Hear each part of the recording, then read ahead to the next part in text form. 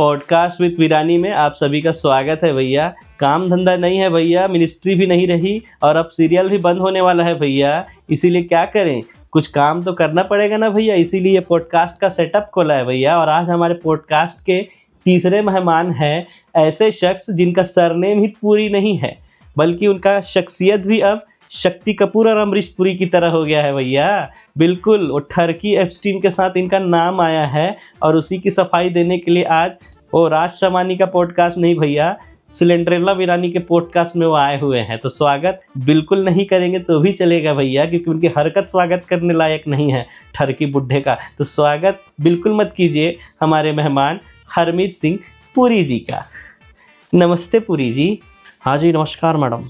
Epstein में नाम आ रहा है, ठरकी बुड्ढे। हरमीत भैया, विपक्ष ये लगातार आरोप लगा रहा है कि 2014 में मिले ऐतिहासिक बहुमत के बाद भी क्या पूरी पार्टी में ऐसा कोई योग्य बंदा नहीं मिला जिसे मिनिस्टर बनाया जाए। तो हरमीत सिंह पुरी में ऐसी कौन सी योग्यता है, ऐसी कौन सी योग्यता, मतलब ये सीरियल के हिसाब से मेरा ऐसे होता है ना, वैसे ये 3 बार हो जाता है कभी कभी भैया। तो ऐसी कौन सी योग्यता है हरमीत सिंह पुरी में कि उन्हें बिना एमपी बने मिनिस्टर बना दिया गया? कौन सी योग्यता है आप में? ऑपोजिशन और आप बोल रहे हैं कि मुझ में कोई योग्यता नहीं है फिर भी मैं मिनिस्टर बन गया। तो अभी जो मिनिस्टर हैं उनमें कौन सी योग्यता है जी, आप जरा बताइए। रेल मंत्री रील बना रहा है, एजुकेशन मिनिस्टर अपना एजुकेशन का काम छोड़ के आसाम और वेस्ट बंगाल के इलेक्शन में भिड़ा हुआ है। यूनियन मिनिस्टर से मिडिल क्लास की बात करो, बजट पे बात करो तो ऐसा सड़ा हुआ मुंह बना देती है। और तो और कॉमर्स मिनिस्टर को पूछो कि यूएस डील में क्या हुआ, इंडिया को क्या मिला, रशिया से ऑयल खरीदना है नहीं खरीदना है, ऐसे क्वेश्चन पे कॉमर्स मिनिस्टर से क्वेश्चन करो तो वो बोलते हैं फॉरेन मिनिस्टर से बात करो, फॉरेन मिनिस्टर से सेम क्वेश्चन करो तो वो बोलते हैं कॉमर्स मिनिस्टर से बात करो। जी बताइए क्या योग्यता है इनमें? आप मेरी योग्यता पर उंगली उठा रहा है ये विपक्ष। इनकी क्या योग्यता है जो अभी मंत्री संतरी बने बैठे हैं? इनका काम क्या है? इनका काम है सुबह उठ के अपना ट्विटर खोलें और यशस्वी ओजस्वी तेजस्वी ऐसा करके कुछ भी फोटो डाल के चेप दो, और उसके बाद जब यशस्वी जी ट्वीट करे तो उसके ट्वीट को रीट्वीट कर दो, रीपोस्ट कर दो, और ऐसे ही सर्कल चलता रहता है। सीधा सिर्फ गोदी मीडिया में सिलेबस नहीं जाता जी, इनके सोशल मीडिया हैंडल में भी सिलेबस जाता है। मेरे भी सोशल मीडिया हैंडल में आपने देखा होगा, सुबह सुबह उठ के मुझे भी यही करना पड़ता है, यशस्वी जी ओजस्वी जी तेजस्वी जी ऐसा करके मुझे भी पोस्ट करना पड़ता है। क्या करेंगे आप? मेरी क्वालिफिकेशन, मेरी योग्यता पर आप उंगली उठा रहे हो। आप उन पर भी तो देखो, पूरे गवर्नमेंट में योग्यता नहीं है, पूरा सरकार अयोग्य है, और आप बोलते हो कि मेरी क्या योग्यता है, मिनिस्टर्स की क्या योग्यता? अरे भाई, पूरी सरकार अयोग्य है, आप मेरी योग्यता की क्या बात कर रहे हो जी? बताइए, आप खुद थी मिनिस्ट्री में, आप खुद बताइए कोई योग्यता थी आप में? मेरे योग्यता पे अगर सवाल उठाया ना तो पेल दूंगी, बिल्कुल बर्दाश्त नहीं करूंगी। मेरे पॉडकास्ट में आके मुझे ही बेइज्जत कर रहा है, पेल दूंगी। प्लीज पेल दो जी, पेल दो। वैसे भी ऑपोजिशन पहल ही रहा है, आप भी पहल ही दो जी प्लीज। क्या मतलब? और जी मतलब ये है, आप दूसरा क्वेश्चन पूछिए मोहतरमा, आप दूसरा क्वेश्चन पूछिए। हरमीत भैया, आपसे दूसरा सवाल है कि आपने अभी जो प्रेस कॉन्फ्रेंस किया था ना पिछली बार, उसमें बड़ा चौड़ा होके बोले थे कि मैं एप्स्टीन से 3 से 4 बार मिला हूं, दैट्स इट। लेकिन विपक्ष का कहना है भैया आप एप्स्टीन से 9 बार मिले भैया, 9 बार, बार मिले हैं। और ये क्या तरीका है? 60 ईमेल आप लोगों का आदान प्रदान हुआ है। तुम्हारी मौसी का लड़का है वो एप्स्टीन, जो इतना ईमेल भेज रहे हो, ठरकी बुड्ढे। देखिए, मिस्टर एप्स्टाइन से मेरी जो मुलाकात है वो इत्तेफाक थी जी, कोइंसिडेंस थी। उन्होंने मुझे एक मेल किया और उन्होंने मुझे बढ़िया एक गाना लिखा, और उस गाने में लिखा, सड्डे नाल रहोगे तो ऐश करोगे। हाँ, जिंदगी के सारे मजे कैश करोगे भैया। नहीं, कैश तो मेरे पास था जी, ऐश की दिक्कत थी। इसलिए मैंने बोला, मेल में उसको रिप्लाई किया है मिस्टर एप्स्टाइन को कि किस टाइप की ऐश जी।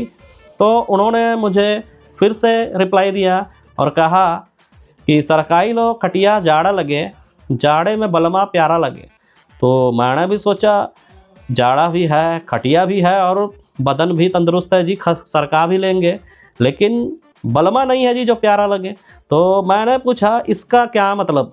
तो उन्होंने कहा आओ कभी हवेली में। तो मुझसे रहा नहीं गया जी, मैं बहुत सख्त लौंडा हूँ, और मैं तुरंत उनकी हवेली में पहुँच गया जी। और जैसे ही मैंने उनके दरवाजे को ऐसे खटखटाया, टक टक टक, तो अंदर से एक सुरीली आवाज़ आई जी, एकदम सुरीली आवाज़ आई, और उस आवाज़ में कहा गया, कुंडी मत खड़काओ राजा, सीधा अंदर आओ राजा। वैसे मैं बहुत सख्त लौंडा हूँ, बहुत सख्त लौंडा हूँ जी, लेकिन वो आवाज़ जो थी किसी 12-13 साल 14 साल की कन्या की थी, तो मैं वहाँ पिघल गया जी, पिघल गया जी मैं वो आवाज़ सुन के। कुंडी ना सरकाओ राजा, सीधा अंदर आओ राजा। बताइए, जो आदमी दिन भर स्ट्रेस लेके घर जाए और उसे ढंग के परोठे भी ना मिले, परोठे के साथ दही भी ना मिले, अचार भी ना मिले, उसको ऐसे सुरीली आवाज़ में अगर कोई बोले कि कुंडी ना खड़काओ राजा, सीधा अंदर आओ राजा, तो पिघल जाएगा ना भाई। तो मैं वहाँ पर पिघल गया। और ये अपोजिशन जो बार बार बोल रहा है कि मैं मिस्टर एप्स्टाइन के घर में 9 बार गया जी, 9 बार गया, मैं अगर कैलकुलेट करूँ तो कम से कम मैं 99 बार गया हूँ जी, 99 बार मैं गया हूँ। क्या क्या क्या ठरकी बुड्ढे 9 बार नहीं 99 बार मिला है बोरा बड़ा चौड़ा होके। चल रेजिग्नेशन दे, तुरंत अभी मिनिस्ट्री से रेजिग्नेशन दे। मैं मिनिस्टर बनूंगी उसके बाद बता दे रही हूँ, जल्दी रिजाइन दे। और अगर मैं रिजाइन भी कर दूं ना तो भी तू मिनिस्टर ना बनेगी अभी। मैं भी मिनिस्टर पहले शपथ ले लूंगी भैया, फिर राज्यसभा से अंदर आ जाऊंगी। क्या बात करते हो? ओए सिलेंडरला, तुझे तो साहब ने पूरे राजपाट से बाहर कर दिया है जी, तो तू कहाँ से राज्यसभा से एंटर हो जाएगी रे कलमुही? मेरे ही पॉडकास्ट में आके मेरी ही बेइज्जती कर रहा है बुड्ढे, पेल दूंगी, बिल्कुल बर्दाश्त नहीं करूंगी। ओए प्लीज जी पेल दो जी, मतलब अनदर क्वेश्चन जी, अनदर क्वेश्चन।